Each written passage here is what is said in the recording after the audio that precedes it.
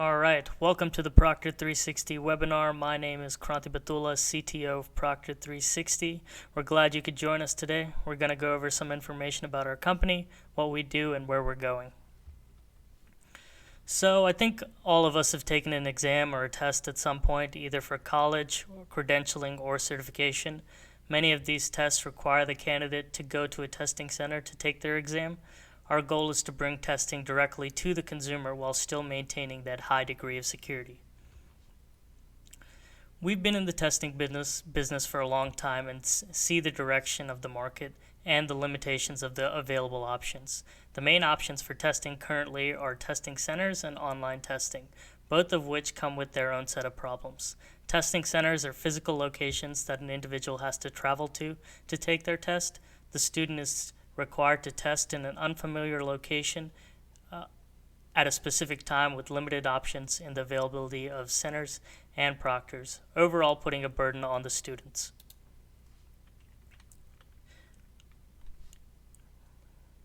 They also tend to have high operational costs. I would like to point out that these are not only observations we made, but are also backed up by journal and web articles.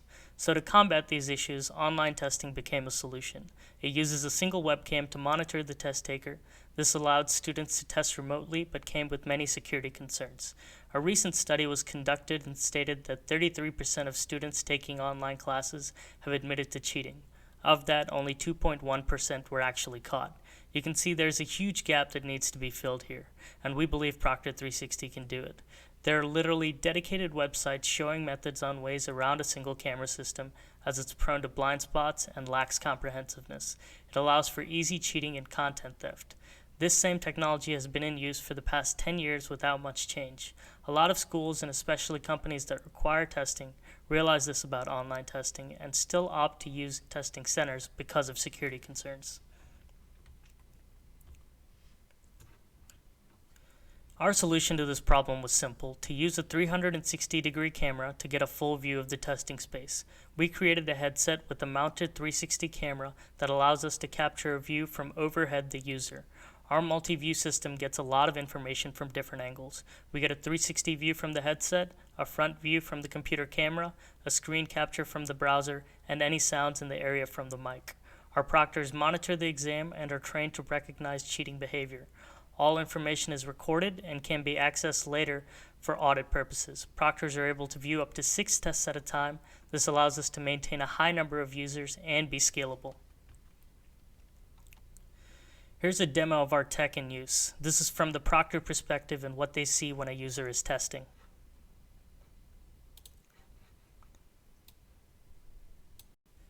So the proctor is fed these 3 views in real time. You can see that the test taker is taking their exam from the screen grab, the 360 camera is monitoring the room, the front-facing camera is monitoring the student directly. We can see if anybody is coming into the room or any cheating material is present. All angles can be zoomed in on to get a better view. Additionally, if the proctor wants to contact the student, they can do so directly through the chat window. So for this specific test, you can see that there's something hanging off the test taker's laptop on the right side. It's a sticky note with notes on it. This is a common way to cheat the single camera system because it's outside the field of view. The Proctor360 system allows us to notice this and ask the student to remove it before the test even begins. We tried to make the test taker experience as simple as possible for easy use by the end user. They just have to sign up on Proctor360.com and schedule an exam date. They just have to sign up on Proctor360.com, and once they do that, the headset is shipped to them. They receive the headset. On the day of the exam, they connect the headset and begin their session. The proctor verifies ID and workspace. They begin the exam. The session is proctored. The test is completed. The proctor verifies the exam, and the headset is shipped back in the same box it came. Once received back in our warehouse, we refurbish it and resend it to the next user. Looking at the other options available on the market, we really tried to cover all the bases where the others were lacking in. Test centers and kiosks may minimize cheating and protect content, but they're not convenient and have high operational costs. Single webcam testing may be convenient, but has blind spots that are easily cheated. Proctor360 is able to cover all bases by using 360-degree technology to prevent blind spots, be remote, and save on cost. Our business model is business to consumer, where Proctor360 supplies proctoring services to intermediary companies or schools that need to test their students. As we establish ourselves as a standard in the market, we'll be able to target end users directly. We believe that the majority of our business will come from B2B in the early stages of the company, but once established as an alternative to testing centers, consumers will come directly to us if they have a test that needs to be proctored. Our users are very diverse. College courses at online schools require their students to test regularly. IT professionals have to get certifications to further their career. Medical professionals have to regularly maintain their licenses. Trade professionals working in construction or government have to show that they understand regulation. All these fields require regular testing and require people to use testing centers. They now have the option to take their exams from home with the same level of security. Our growth strategy is to target direct and channel partners. Direct partners use our system, the headset, proctoring, and software to deliver their exams. This will mostly consist of web-based and paper-based exams. Channel partners are companies that have their own software that is developed specifically for their exams. We will license our headset technology for them to use. These will mostly be professional or certification exams. The end user of this technology is going to be the end users of this technology are going to be repeat customers. Students have to take their midterms and finals every year. Professionals have to update their certification or renew their licenses. The market opportunity for this technology is huge. E-learning is growing rapidly. It's currently around 91 billion and only gaining traction. As e-learning grows, testing is going to grow as well. Global computer-based testing is currently around $42 billion. This includes testing centers as well as online testing.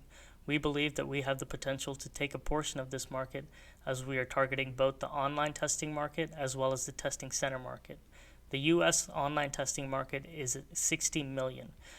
We are going to add to that by converting testing center users to online testing through our technology.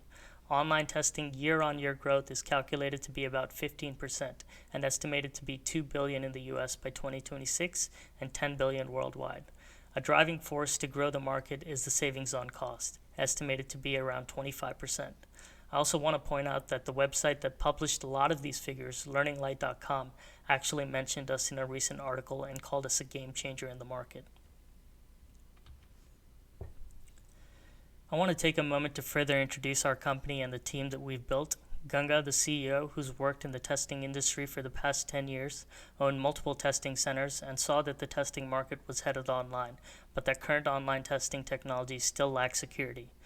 Don Kastner, the COO, who is the previous founder and CEO of Proctor360, it's one of the largest online testing companies in the world. We're very glad that he joined the team as he brought a lot of expertise with him. Don is currently acting as our sales representative. Myself, the CTO, I've experienced leading and working with teams to design and build devices. I've worked with various organizations ranging from universities to Fortune 500 companies. George Saragosa, who's our chief financial and sales strategist, has worked with and been a mentor to many startups and CEOs.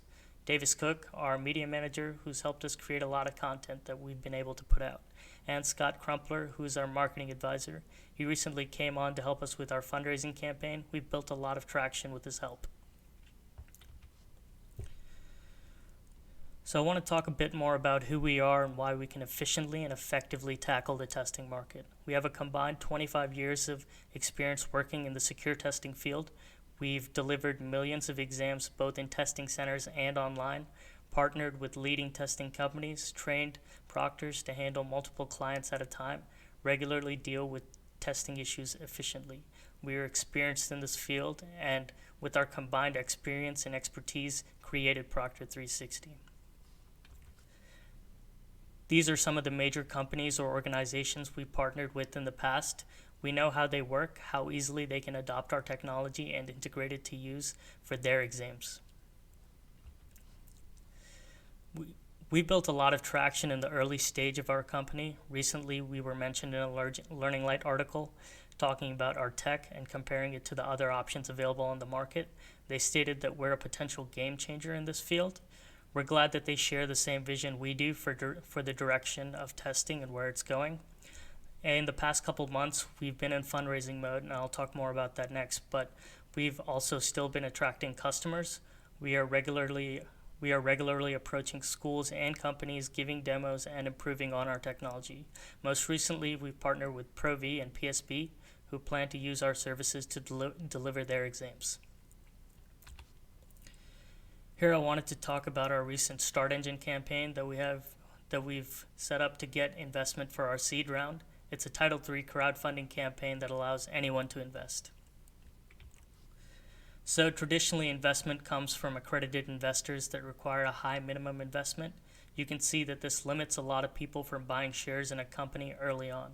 We wanted to be able to offer both the public as well as traditional investors the opportunity to own a part of Proctor360, as it is why we went the crowdfunding route. Title III regulation crowdfunding allows anyone to buy shares in a company and is regulated by the SEC. Online platforms host all the offering details and is where one would go to buy shares. Proctor360 is hosted on startengine.com. You can visit the sec.gov if you want more info about regulation. Anyone can invest in a Title III, both non-accredited and accredited investors. They typically have a lower minimum investment, and all the offering details are published online. So if you were to go to the Proctor360 campaign page, you could see the minimum investment, share price, and class of share an investor would get. This is a display of our campaign page for crowdfunding investment. The page contains much of the information we talked about here and more, so make sure to check it out at startengine.com/Proctor360. I have our CEO Gunga, COO Don, and marketing advisor Scott on the line to answer any questions you guys may have.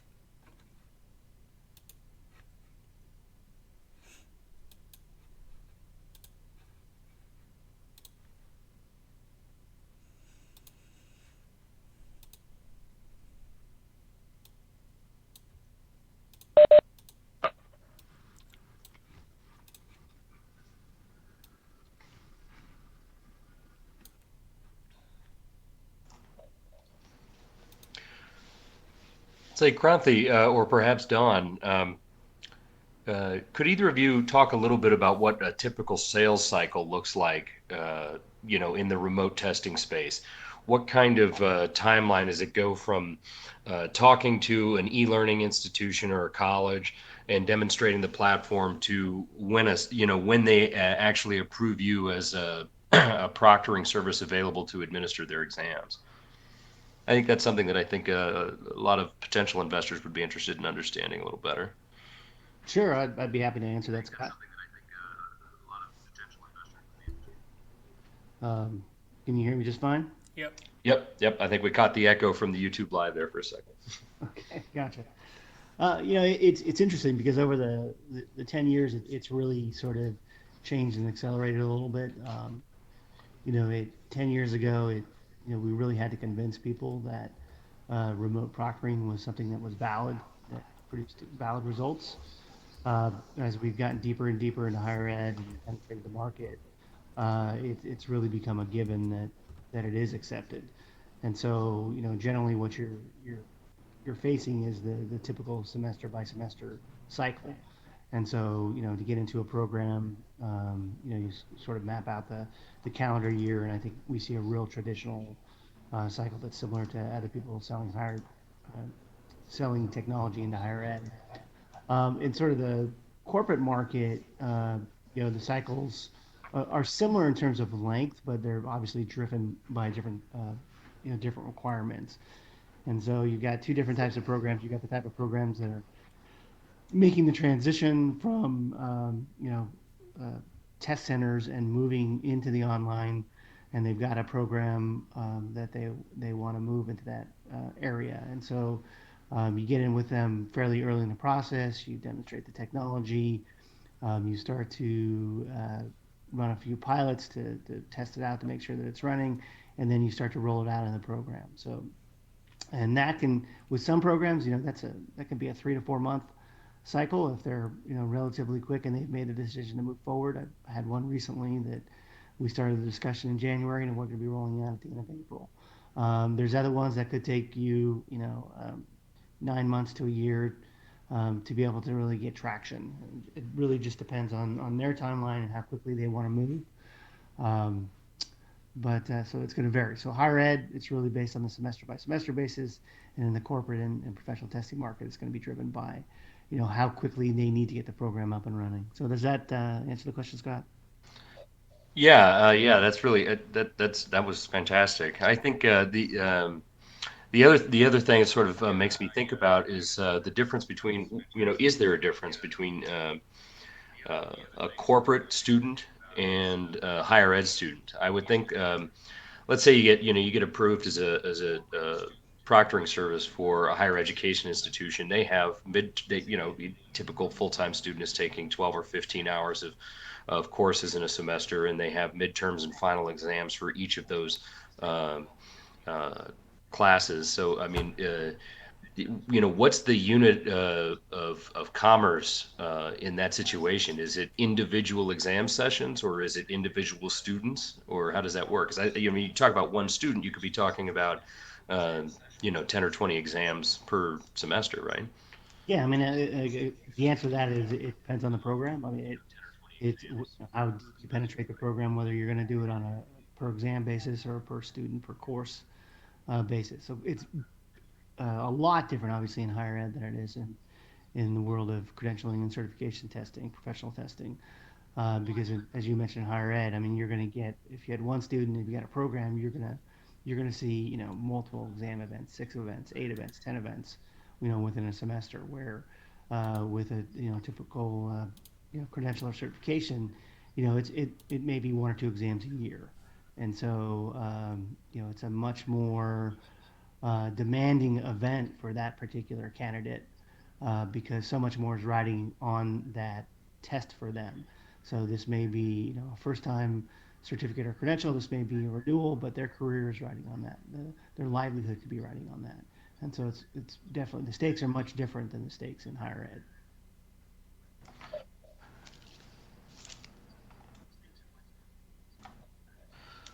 Yeah, that's interesting. I was talking to Ganga last week about uh, I don't know if you'd call them a conglomerate or a chain, but Western Governors University, which is a chain of state-run nonprofit online universities all across the Western states in the U.S.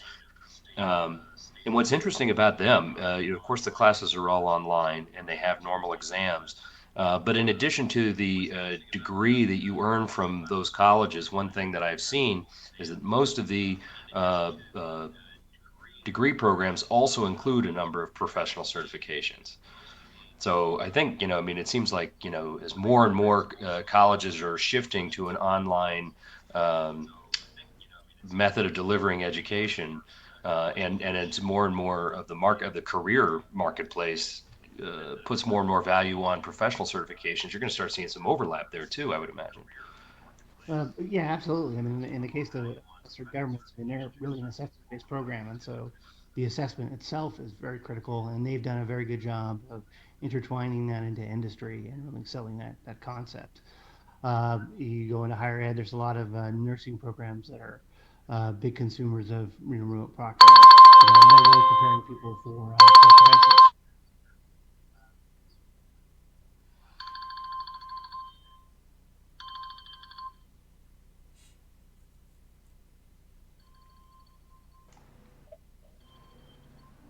Oh, we get a Yeah, phone going off there. I'm not sure what that was. yeah, something like that. Yeah, that's from just looking at where the future growth then is in remote testing, as more and more of that starts to overlap. I see it night, like IT degrees, computer science degrees now, as well. I worked at, the previous Title III company I worked with was a tech startup out of Florida, and when we started staffing up the development team, the CTO said, was giving his qualification requirements to our HR person, And they said, well, do you want him to have his computer science degree? And he said, well, that's great, but I really need to, I really need other demonstrations of what they know. If they've got, specific certifications in specific computer languages, or if they've got some, some other way to validate their learning beyond just the degree, he really cared more about that. So it's, you look at these uh, uh, I mean, online, sorry. we've seen that in just operating testing centers. We see high school kids that come in and they opt to take certification classes and get certified in these IT courses rather than going to college because it's cheaper, one, and then they already have the skills that jobs are looking for. So some kids realize this about the industry, about the IT industry especially, and they choose to go for the certification over a degree sometimes. Yeah, I mean, I think there are definitely areas of professional life where it definitely seems to be moving in that direction. And I think a lot of higher education institutions now, colleges and so forth, I think they are starting to recognize that, and that's why they're starting to incorporate those certifications into the curriculum as well. Yeah, And it, absolutely. and it, it can only bode well for for a remote testing platform like this. More and more customers. Yeah. I mean, I guess it's good that we can hit the certification market as well as the college market, because it's multifunctional. So it allows us to help the people on the certification end who choose to go get certified by taking an exam, or people that choose to go to college and take their exams there. And for I'm not even sure if this is spelled out exactly in the offering details either, but for anybody that's interested, um, the way that you price out these exam sessions, is it per exam? Is it per session hour, or how does it work? It's per session hour, and it's per session hour, and it varies depending on the level of security that you need. The two that we're gonna get the most revenue for are using the Proctor 360 headset. So we offer the highest level of security where they use the Proctor 360 headset, and then there's a live proctor on the other end. And then we also offer a recorded session where a user can take an exam, and then the information is reviewed later. Obviously, the advantage of a live proctor is it would have to be a really secure exam. So if there is any chance of content theft, the proctor can immediately close the session and prevent any content from being stolen. But I think going back to your original question, yeah, we do charge by uh, hour per hour test hour. So the pricing actually varies a lot. It really depends on the company that's approaching us or the school that's approaching us and the test volume that they're able to offer. Obviously, if they have a higher test volume, that allows us to work in the margins a lot better. Yeah, yeah. Obviously, I mean it's sort of like a sales contract in a way. Hmm. Um, that, but without saying any specific numbers, just for any prospective investor, if the Proctor 360 proctors can monitor up to six exams at a time, and they're starting on a rolling basis because it's online, you can take any exam anywhere. You could put an X value on on a typical exam session hour, and each proctor monitoring six sessions at a time. This is a model that starts to get really big really fast. Yeah, I mean, even on the proctor end, I know that we're gonna have to bring on a lot of proctors, which is great because we can provide a lot of jobs to people, but it also allows us to be scalable in a huge way. No, yeah, totally. And you know, the fact that the fact that you have to hire more proctors is just a function of the increase in sales and revenue. So, I mean, that's a good problem to have. True.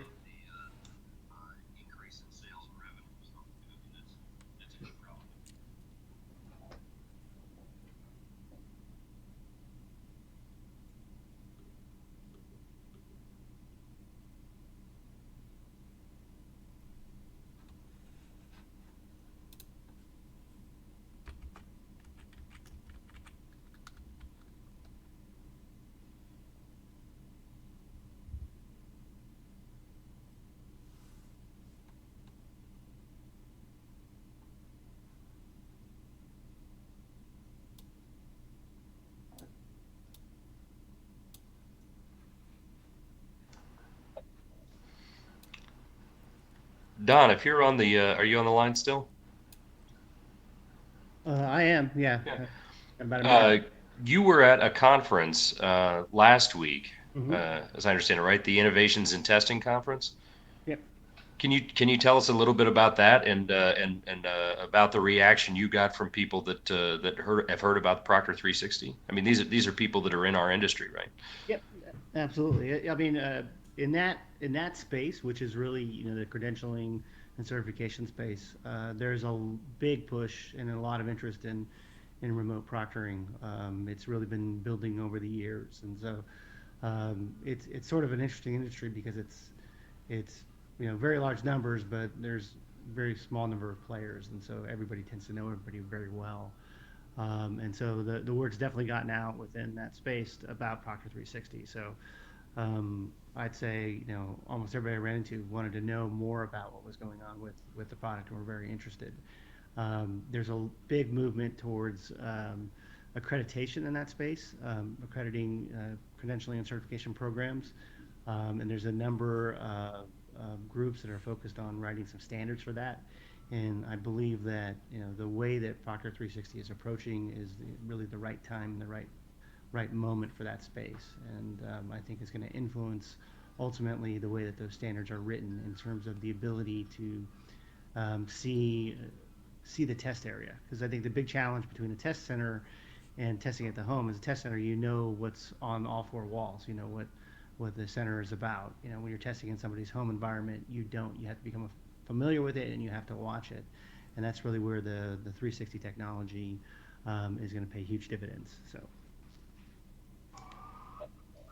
That's great. It's great. It's good to see that that we're getting that kind of reaction as more and more people in the industry start learning about this technology becoming available. Okay, well, hey Scott, thanks. I actually have to move on to another appointment, so thanks for inviting me today. Of course. Thank you, Don.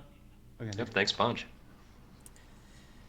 I think with that, we'll go ahead and end it. And if anyone has any questions, they can contact us on any of these online platforms and just to post a question there. Or if you have any specific questions about the Start Engine platform or the offering on startengine.com, you can go to startengine.com/proctor360, and there's a comment section below where you can ask any questions you may have.